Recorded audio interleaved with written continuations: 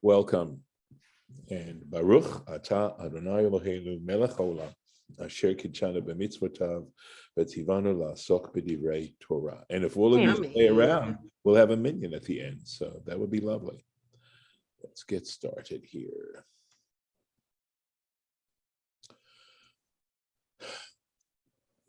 So we are really into the heart of Kedoshim here, where we're talking about basic, decent, laws of kindness, you might say, right? And this verse here, which we had read, and we were into this major Rashi here about not going around as a talebearer amongst your people, and don't stand by the blood of your neighbor, your fellow, I them the Lord. So that's the statement in the Torah.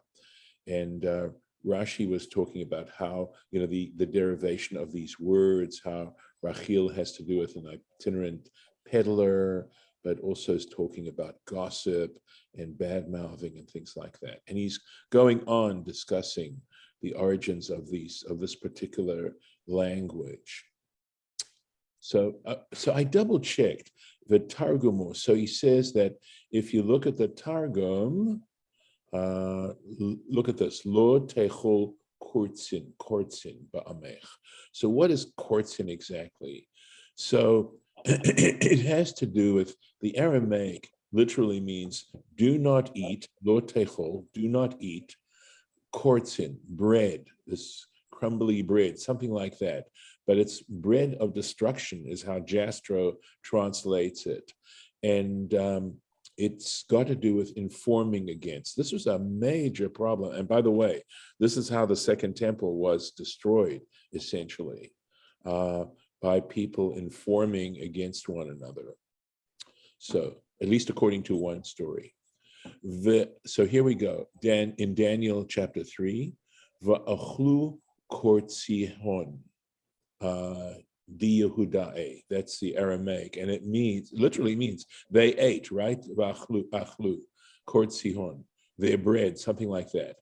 But it's a metaphor that means to inform against the Jews. Acha ochel kortzi by malka, achal kortza by malka. So again, it means essentially to inform the king, right? He informed against them with the king. And Rashi goes on to say, Nir'ah ba'enai, it appears to me, shahayu mishpatim, that it was their custom, the echol. So where's this to eat, right, coming from in this metaphor? He says it was their custom, the echol bebeit hamakabel divrehem, bebeit hamakabel divrehem, that the custom was to sit down and eat some sort of snack, okay? Shum halta'ah, some kind of light food in the home, bevayit, in the home of the one who was listening to what they had to say. So of course you can innocently go and have a nice chat with someone over tea, right? But in this case, they would be doing this to inform against someone, to gossip, right? Vahu gemar chizuk, and in a sense, the sitting down and eating together strengthened shedvarav mekuyamim uma'amidam al ha'emet. And the whole idea was that since they were sitting down and relaxing over a cup of tea, a little snack here, that it was like a way of establishing their words, that his words were established and set up regarding truth and true.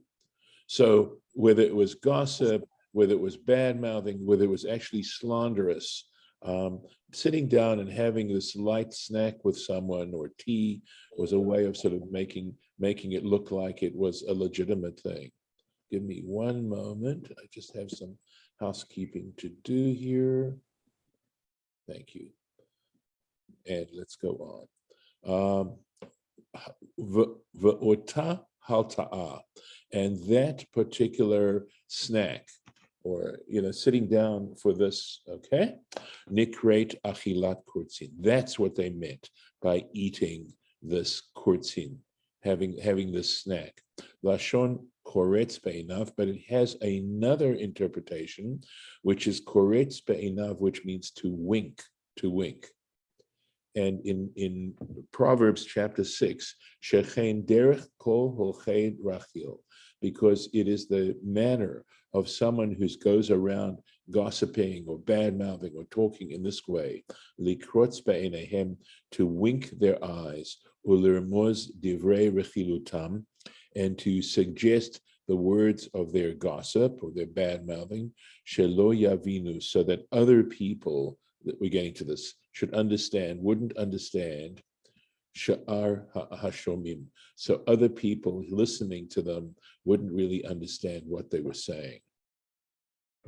And then the verse went on, Lo ta'amud al darm re'acha, do not stand by the blood of your neighbor, lir'ot b'mitato, to be able to stand by and watch his death. V'ata yachol latzilo, and you're in a position to save him.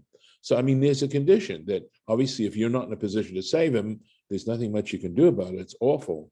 But if you are in a position to save him, you need to do something. You need to take action. And again, Torat Kohanim, that's a sifra. Kagon tovea banar, for example, someone who's drowning in a river, v'chaya or listim, or a wild animal, or bandits by imalav are coming upon him. And if you are in a position to protect him and to save him. Ani Hashem, and the way the sentence ends, I am the Lord. So the point about that, as we said before, is like a seal on the statement, Ne'eman, I can be relied upon, the Shalem Schar, and to pay reward, to give reward, the Ne'eman Lihi Pareya, and I can be counted on to avenge. If you just stand by, there will be consequences, is what it's saying. Some other beautiful, beautiful statements here.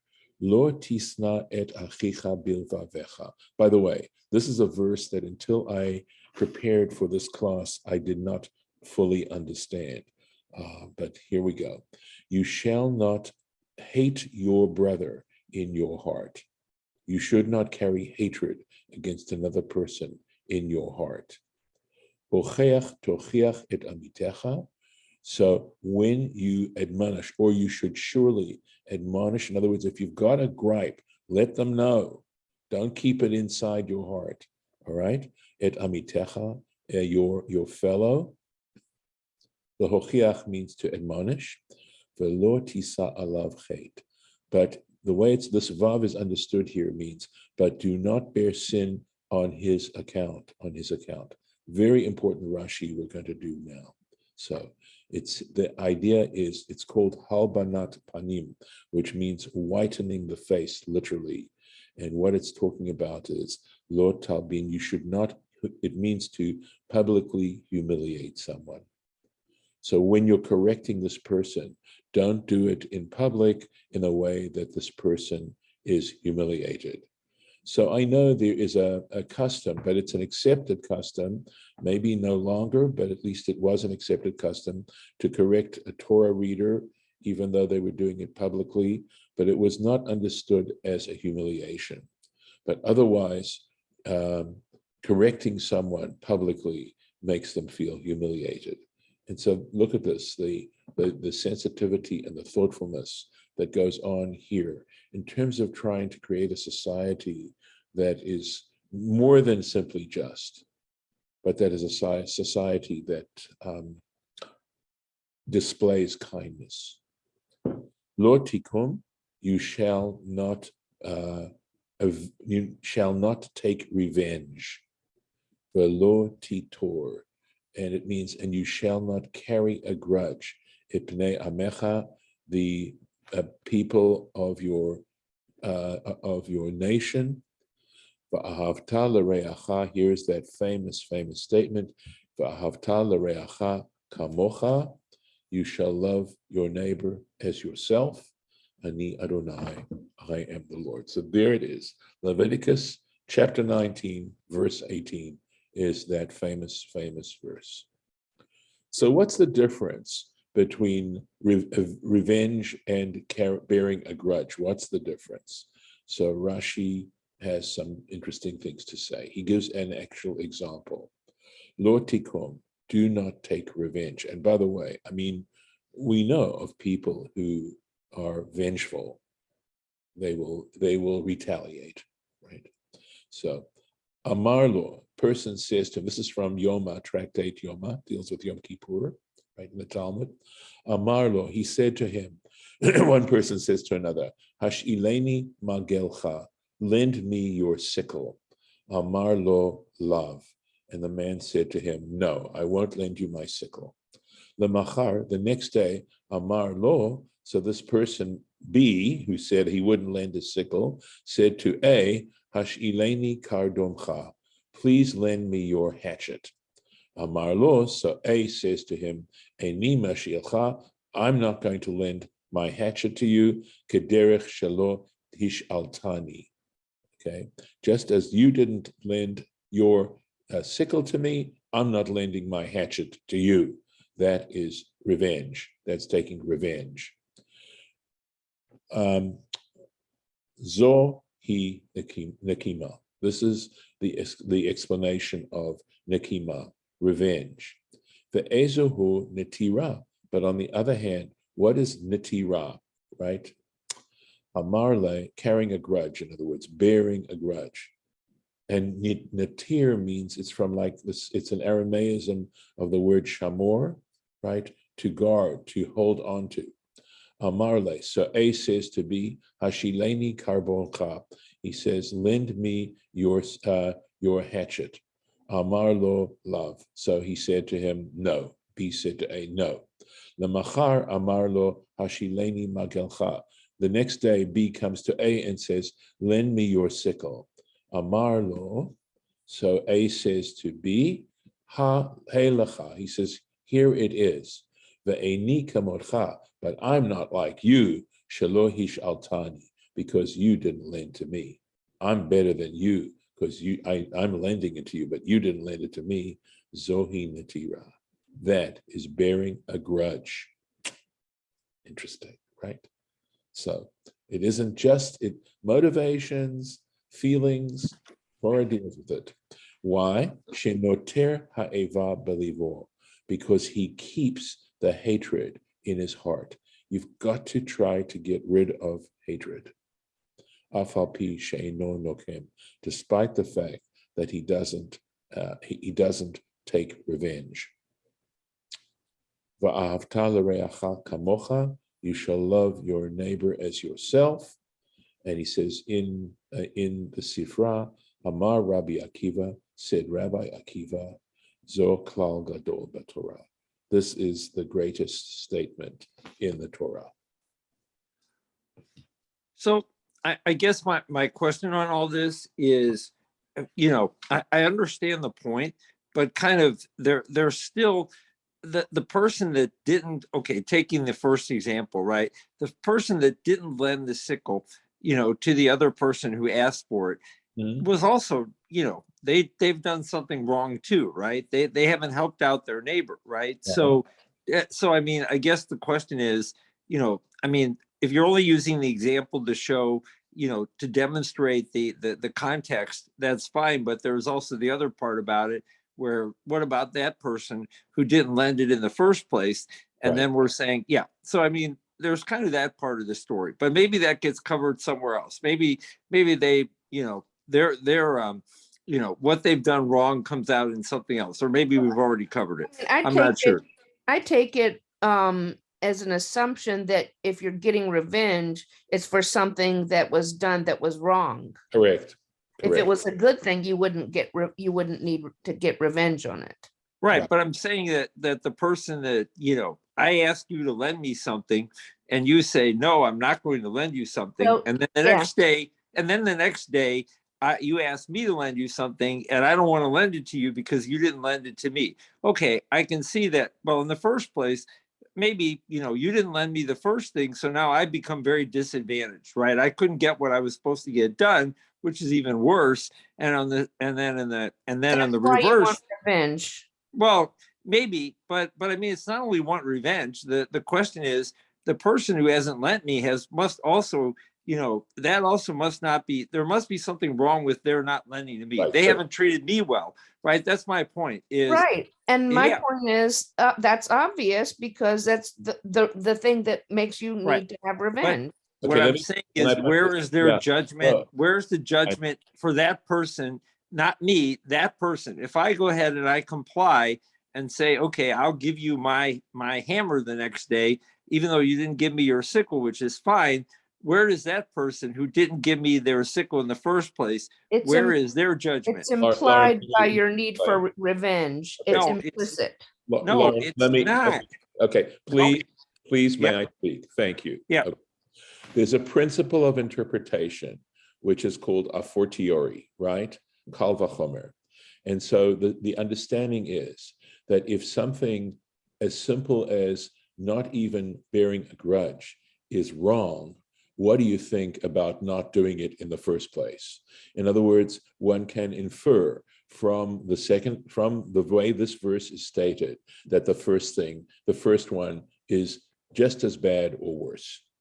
So it is simply a way, it's one of the ways in which the Torah, even though the Torah, and many laws, by the way, which are considered biblical, are not actually stated explicitly in the Torah, but are derived from these particular principles.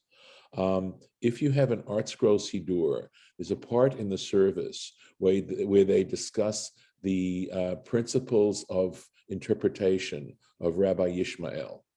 And they explain in the Art Scroll, there's a commentary underneath, which explains each one of these logical hermeneutic principles. And the very first one is a fortiori. In other words, if not bearing a grudge is wrong, okay? I mean, compared to not being helpful in the first place, which is the point you're bringing out, well, then for sure, not being helpful is against the Torah, okay? And that you will be held accountable. If you're held accountable for not even bearing a grudge, for sure you're going to be held accountable for not doing it in the first place, for not being helpful. Okay, so that was the question I had. That was the question, right? Yeah. So basically, if I'm, being which is, you want to be the better person, so to speak, in this case, right? The other way we always state it, so I don't hold a grudge. Your point is that the other person who is not helpful will be held accountable for that, and yes, I'm not. Okay, and right. That's good. Okay, I mean that's appropriate. Good right. is not the right word, right. But okay, that helps. Good. That definitely helps. Yeah, God, just as God holds us accountable for this, God would hold that person accountable even more, for sure. Okay, for sure. But here's the thing: when it says all its paths are paths of peace, right? I am telling you from my own experience, there is nothing better than trying as best as you can to set a good example, and trying to delete any arrogance you may have regarding this, and just taking the high road. That's what this is talking about, but not taking the high road to show how much better you are than other people. And this is such a wonderful example, right? When people complain about people who aren't as religious as they are and look down on them, all right? It's the same kind of thing. And again, the psychology of that is generally to make you feel better about yourself, but taking it at the expense of someone else. We're not God. God understands. God is the only, when we say God is the true judge, it isn't just a casual statement. It takes into account the fact that God understands things, that we believe that God understands hidden motives, circumstances, etc., etc. I mean, circumstances make such a difference in regards to everything. So in the development of Jewish law, you have the stated Torah that's right here, okay? And this concept of written Torah. Beyond that, you have this concept that I introduced today of logical derivation. Those logical derivations, those laws that are logically derived, have the same validity as the written Torah. Okay, the oral Torah is not the rabbi's edicts, because that's a third stage, and that is the kinds of protections that the rabbis decreed to make sure that we guard the written Torah. But the written Torah, when we talk about that, includes the oral Torah. Okay, Golda? Yeah. I've got I think when sometimes we say that things are out of order, I think if he had if he had started with love your fellow as yourself or love your neighbor as yourself, everything else would have made better sense. You wouldn't have to even think about the other things Interesting. that, because if you wanted to borrow something, you would lend. I mean, it's just, that would make sense. Okay, remember that borrowing in the stuff was Rashi explaining specifically what it was. The way the Torah states it was the way, if I were to just say it in my own words, it would say, don't take revenge, don't even bear a grudge, but love your neighbor as yourself. Okay, I can see that. So in some ways, you know, that's Right. That's the conclusion. In other words, it's in a way it's saying this is these are the things that are involved. Again, remember, how many times have I said it, right? The knowledge is deconstruction, right? Okay, Right. the general principle is love your neighbor as yourself, but without starting to deconstruct that, you really don't understand that. So the Torah has now told you one of those ways is not to take revenge, and I mean that very much, and not to bear a grudge. That is involved. If you're bearing a grudge and if you're taking revenge, then you're not loving your neighbor as yourself. And then what Rashi does is deconstruct it even more to give us more specific examples. And the hardest part, though, yes, go ahead, is excising that from you. Of course. The idea of a I mean, yeah, I can not hold a grudge publicly, but right. it's still gonna be eating away at me later. Of course. That just that person never treated me right. I know. Well, Right. So I mean, that's never addressed. How do you fix your innards? But you can address that, and it's hard, but it's not impossible, and it takes will, and it takes, you know, looking at context and reframing things and trying to understand the other person and thinking about your own things, you know, in ways which you can relate to the cause that, you know, kind of led to their acting like that. And I have, you know, a lot of examples in my own life, and some of them I've already successfully gone through that process, and others I'm still working on it because they're fresher, and you know, it takes some time, but it takes will, and it takes addressing it either, you know, in therapy or with a friend, or even just the therapy is really good, or even with yourself, but it takes coming back to it and working on it and thinking about it and trying to reframe and reconstruct and find ways to neutralize the feelings that you're having. Nice. Thank you. But the point is this: if you didn't feel it was wrong, you wouldn't even start. In other words, you have to start at a position that says, wait a second, having these kinds of feelings, talking in this kind of way, behaving in this kind of way isn't right. If you don't think it's right, if you think it's okay to be that way, you're never going to do anything about it. So the very first position is, it's like saying, to admit you're an alcoholic or to admit that you're an addict. If you're not willing to do that, then you're not going to make any changes. But the actual process of I mean, books have been written about this, you know, in terms of trying to help us. But I totally agree, Lauren. I think you're right.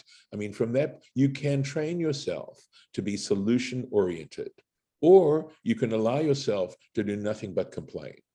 But and to be solution oriented is not to take revenge, but to try and think positively. How could we solve this problem? I mean, besides the Torah tells you what's wrong, but you also, you yourself hurt from these kinds of feelings that affect you. You're right. Absolutely. When you hold on to them. I agree. That's the Torah being a tree of life, right? That when you hold on to these angers and these bitternesses, it actually has physical repercussions on you.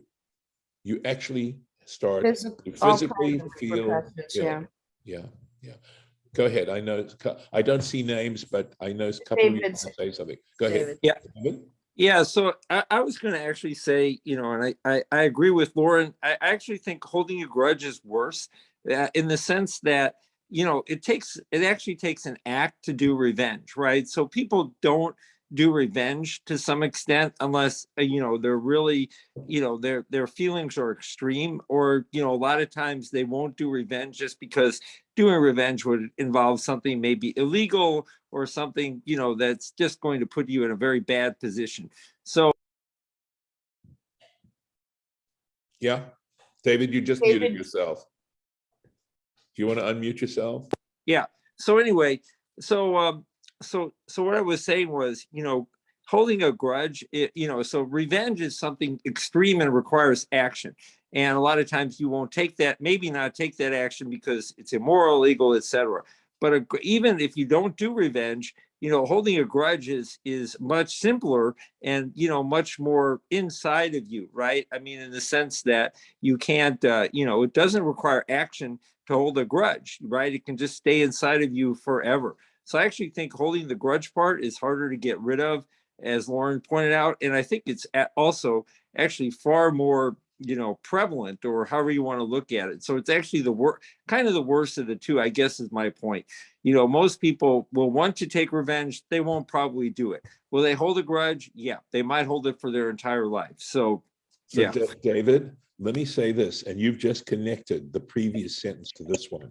How do most people take revenge? And they take revenge. They go around behind that person's back and badmouth them. Yep. They do it. And they do it. That's true. But that's one of the few ways that yeah. But you're right. That is one way to do it. But and even that, people hesitate sometimes bad mouthing people. Okay. Depending on who you are, you're right. Yes, it does, and it depends on the habits that you developed. Because I know of people who have that reputation. Yeah, that's true. That's true. I'm not going to disagree with you. Yeah. Okay. But all right. So, I would probably then challenge the idea of what's worse. Okay. I think they're equally bad, but in different ways. Yeah, because like you say, the one might be more individually long term. But the truth is, when you start to go around bad mouthing someone, they then talk to someone else. They then talk to someone else. No, I didn't mean revenge was. I didn't mean one was worse than the other. I just meant that grudges are something that just are easier for people to maintain and hold on to, versus acts of revenge, which is kind of like you said, you have to take an action, and then you really have to be that kind of person that would go around bad mouthing, which most people, I mean, many people are not. Okay, but many people are. Okay. Well, you can't do that. It's kind of like the 10th commandment, thou shalt not covet. Because if you covet something, it's going to lead to any of the other things that are bad.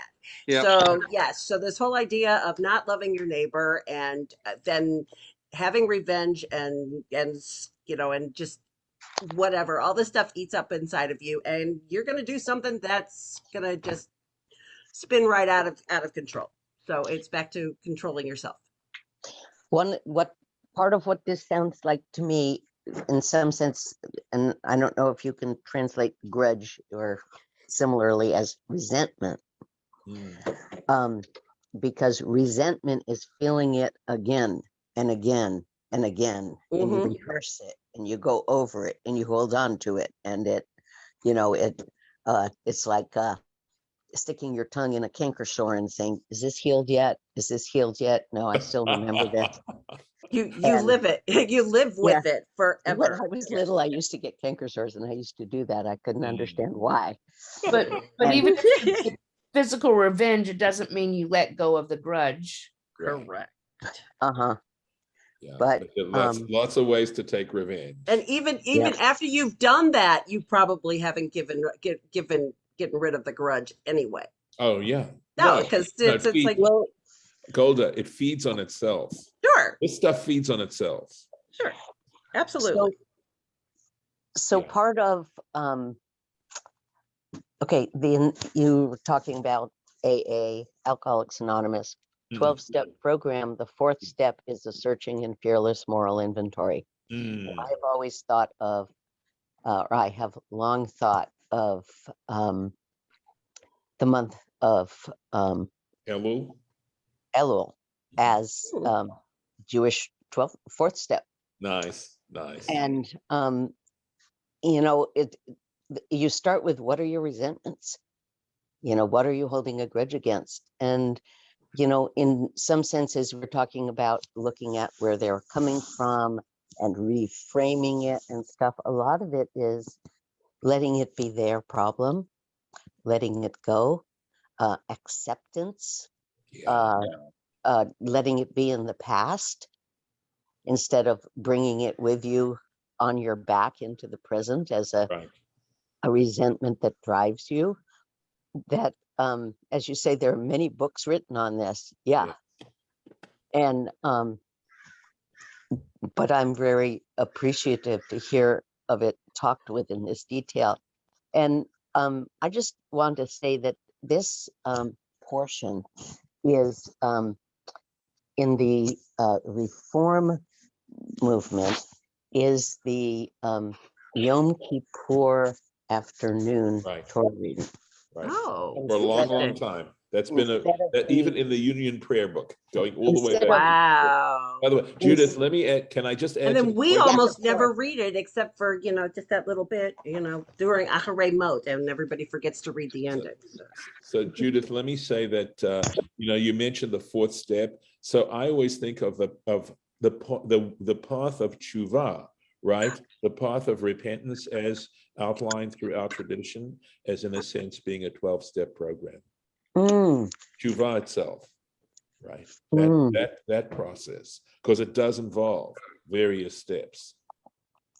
So anyway, we need to stop. As much as we can pick this up tomorrow possibly, but I hope you can see what wonderful stuff there is. I mean, Leviticus is an interesting book, very challenging, and at the same time has some of the greatest stuff in it, but you got to be open. So let me close with this, and I'm going to stop the recording.